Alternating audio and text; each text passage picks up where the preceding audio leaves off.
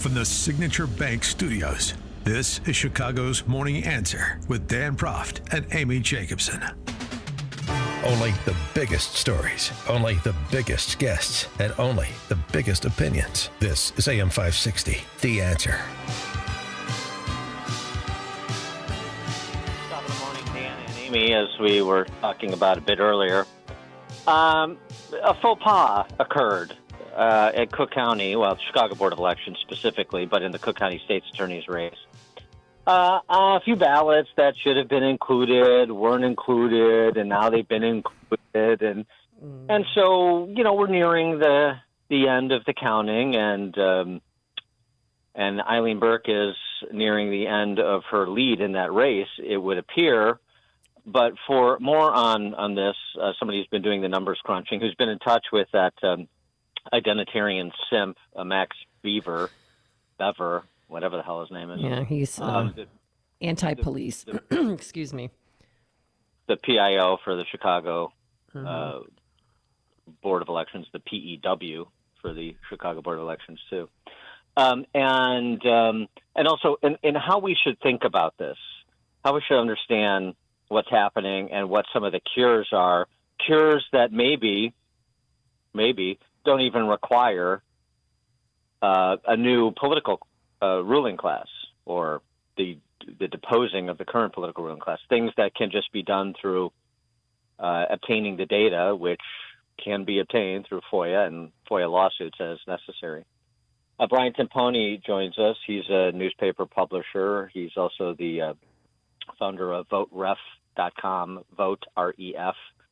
And again, it's just a full disclosure. People listening to the show probably know it because it was such a brouhaha back in the 22 election that Brian and I do newspapers together. So you just factor that in however you want, but in the interest of full disclosure. All right, Brian, thanks for joining us. Appreciate it. Thanks, Dan. Thanks, Amy. I'm also a Cook County resident, unlike you. So yeah, that's true. Right. Well, and in full disclosure, Brian Timpone was at my first wedding. Okay. Bridesmaid. That's right. All right. Yeah. Okay. So now that we have all the incestuous relationships disclosed, all right. So Timpone. So what's the deal with the 10,000 ballots that were found, and tell us about what you think is happening and what you know from the data that you have obtained. Well, if you actually so when they release the City of Chicago releases its data, and this is where most of the issue is. Remember, the Cook County suburbs and the City of Chicago count ballots separately, and they do it markedly differently. The guy you're talking about, Jason Beaver, left-wing activist, defund the police activist, who is the public information officer for the City of Chicago Board of Election Commissioners. They're in charge of Chicago, and what happened was they reported the results on election night, and then they said, well, yeah, but we have to wait for the votes. The votes are going to come in by mail. And the way that works is if you put your vote in a mailbox on election day, they give you 10 days to let it arrive. Chicago post office system is just as efficient as its government. So 10 days for that to arrive. And then, so they look and see how many people have requested absentee ballots, voted mail-in ballots that they haven't returned, and they wait. But then they found that there were a bunch of other ballots that had been put in these drop boxes. There's one in every ward. There's one downtown. And they don't have postmarks on them, and they had forgotten about them. So they had to count those as well. And those have what they call chain of custody. No one has any idea who put them in the box. No one knows, when they put them in the box. They don't know who filled them out. And this really just leads to the broader issue of any ballot that's not cast in person. There is no, just to be clear, there's no validation going on of these ballots. They will tell you that they're validating signatures of the ballots. They're not. And challenge, if they showed you the process, you would believe me. In Georgia, in 2020, there was a big controversy about signature validation, meaning when the ballot comes in, you have to sign it. That's how they know it's you, allegedly. Well, it just came out in a court case a month ago that in Georgia there was no signature validation on a couple 100,000 ballots. They just decided, they shrugged their shoulders and told us. So this is par for the course. They're not validating these things. So as a result, nobody knows who's casting these ballots. So there's 10,000 in drop boxes. Will more show up? They could. And yeah, I mean, the late-breaking ballots, shockingly, are all for Clayton Harris, or for the power structure that's in charge, Tony Freckwinkle and Kim Foxx. So well, my source. Yeah. Oh, sorry for interrupting. My source told me that these were that the Dropbox was from the actual building, 69 West Washington, where they're headquartered. That they were found there at that location. Is that any validity to that? They aren't saying where they came from, and if it came from downtown, that means the ballots could be from anywhere in the city. Remember, there's like 55 drop boxes around the city.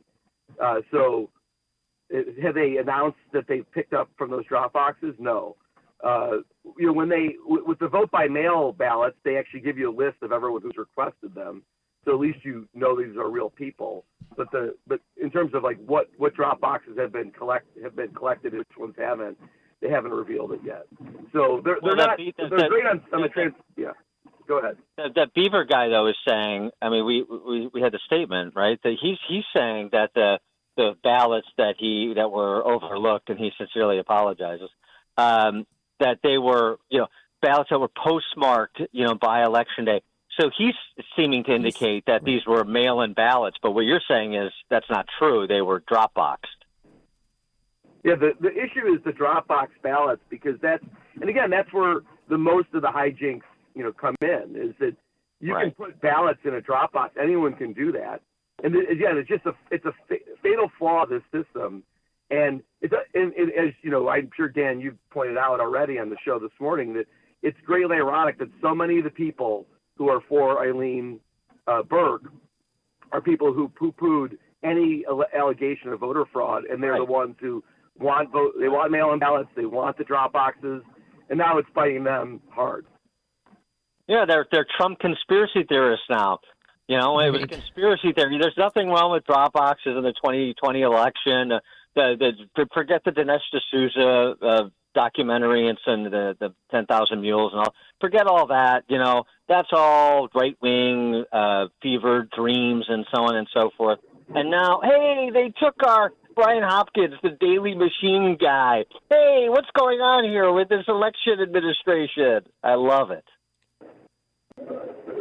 Yeah, there is we've talked about also, there is no other solution other than transparency. And you mentioned the Voter Reference Foundation. Doug Truax, who ran for Senate, lived from Downers Grove, from Chicago. He founded the Voter Reference Foundation a couple of years ago after the debacle of 2020. And the idea behind it was, look, let's just publish all the voter rolls online so that everyone can see who's registered to vote. Let's make sure that every person who's registered is made public. Now, a lot of people hear that and they think, well, I don't want my voter information made public. That's the bedrock of democracy, that a person who votes is actually a real person. What people should really be afraid of is that there is no validation process at all for a registered voter. So you can register the vote anywhere you want. You can give any address you want. The address can be fake. It can be a business. It can be non-existent. It can be an address that's not yours. And they don't check it. They have no way of validating that you're a person, that your address is real. And that's why, so the illegal aliens who've come to Chicago, they could register the vote. There's no way of stopping that. They could give the shelters an address. Fine. If you don't believe it, think about the way that people vote at the Cook County Jail, which I know we've talked about. The Cook County Jail allows all inmates who are there on election day to vote. Right. So what does that mean? These are people who were arrested that day. A lot of them don't even live in Chicago. They don't live in Illinois. They were just arrested doing something bad in Chicago, and they're in custody. And we've checked this, and they give, the jail is their home address. Does that sound fair? Some guy from Nebraska is here, selling mess and he gets arrested, and then because he's here, he gets to vote for Congress and for mayor in Chicago. It doesn't sound like it's the spirit of the system. So what are you guys doing about it? How you're going to FOIA who and for what? Well, we're asking for the city, and we've asked Mr. Beaver to provide us with a list of who voted. So it's simple.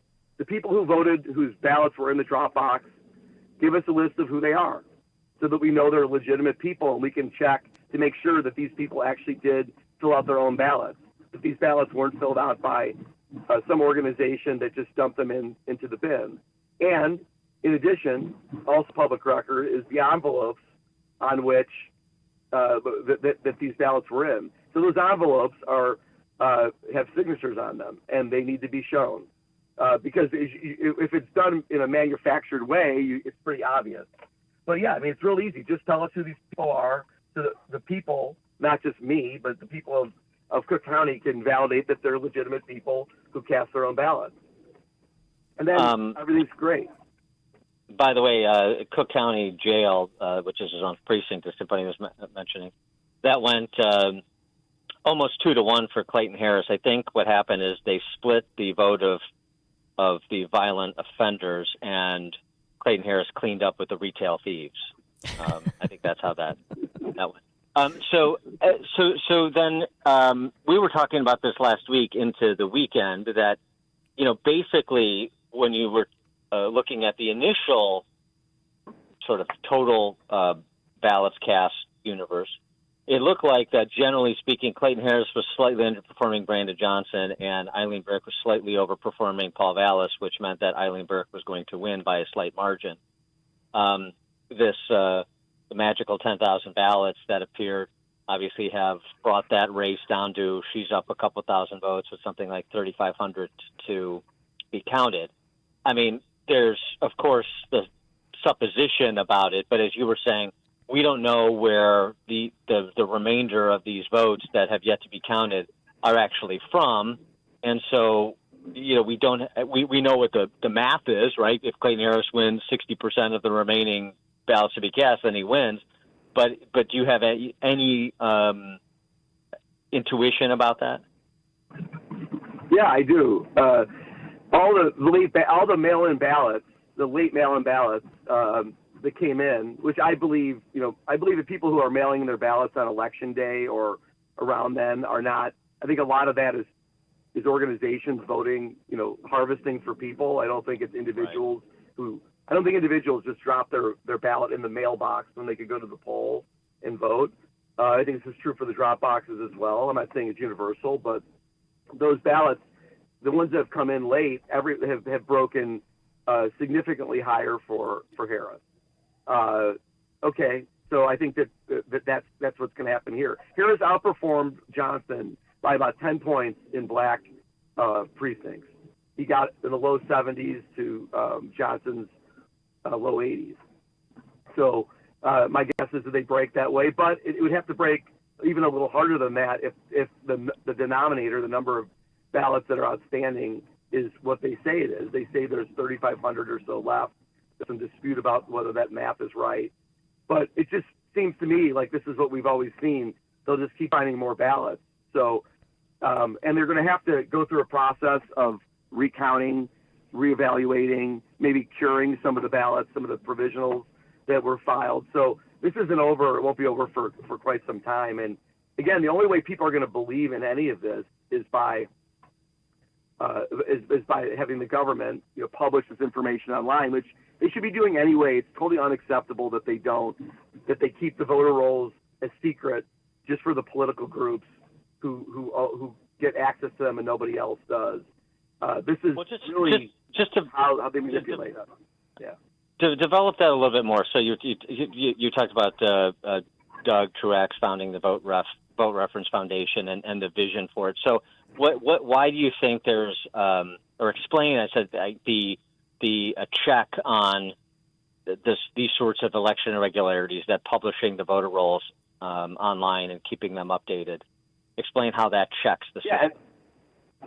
He checks the system because people can see they can log in online and see if they're registered, if their family's registered, and they can see who's registered at their house, who might not be them and their family. They can see if their neighbors, if it checks out that these are their actual neighbors. You'd be surprised. I mean, we lived in River Forest for 10 years, and we had people registered at our house who used to live there who hadn't lived there for 10 years. Wow. And that's purposeful. Well, right, but it's purposeful, Amy, because they want to leave their voter rolls messy and overinflated. And Ray Lopez pointed this out, I think, 2 years ago, that in his ward, he knows that the rolls are inflated. Why? Because when they're inflated, you can vote more and it doesn't look suspicious. It doesn't look like 100% of people voted. That's why they do it. They don't take people off the rolls. So it's very important that the rolls are clean, but it's also important that the only way to monitor them is have the people to see them themselves. And this is not easy work. That's why when Doug founded this foundation, it was so important, because it's expensive and hard to collect giant data sets and put them online. And he committed to doing that, which has been great all around the country, including here. So, yeah, I mean, as you know, Dan, as a political operative, the voter rolls are controlled by the political people. They have access to them, but the people don't. And if the people did and they saw what was on it, they would know the truth, which is that there are a lot of people registered to vote who don't exist. Right, and putting it online, as you were describing, allows for sort of a crowd cleaning. Instead of crowdfunding, it's a crowd cleaning of the voter rolls. If you start looking at, just even making sure your address is accurate. Brian Timpone, voteref.com, voteref.com is the voter reference project that we've been discussing, and also, of course, Chicago City Wire and other local publications. Brian, thanks for joining us. Appreciate it. Thanks, guys. See ya. Thank you. And he joined us on our turnkey.pro answer line. It's like a hot, steaming cup of information to start your day. It's Chicago's Morning Answer on AM 560. The Answer. Have you ever had water in your basement or crawl space and just couldn't tell where it came from? You just didn't know who to call. Was it a foundation leak, a dripping pipe, condensation, or a sewer backup? Hi, I'm Roy Spencer, and I've got some great news for you. If you have water or dampness in your basement, you don't have to diagnose the problem before you can get help. Permaseal is the only Chicagoland service company that has over 40 years in solving basement leakage problems, as well as having licensed plumbers on staff. Our consultants are well trained to identify and